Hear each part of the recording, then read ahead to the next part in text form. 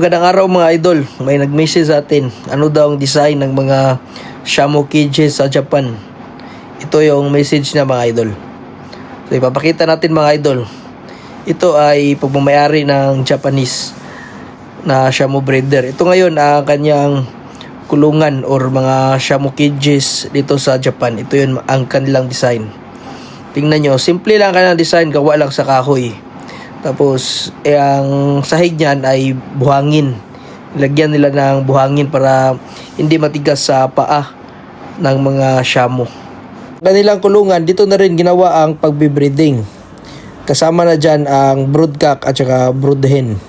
Maliit lang kasi ang space nila mga idol, kaya kadalasan sa isang kulungan, nandyan na yung isang broodcock at isang broodhen.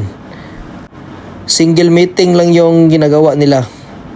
Ito yung kanilang design. So, may mga sisiw rin nilagay nila. Quality din ang kanilang mga kahoy na gamit mga idol. Mga good lumber talaga. May pinagawa din kaming ganitong design mga idol sa Pilipinas. Ginaya namin ang style sa Japan. Next video, i-flex natin yun. Tsaka paki-follow na rin sa ating Facebook Reels mga idol para more update patungkol sa mga Shamu sa Japan.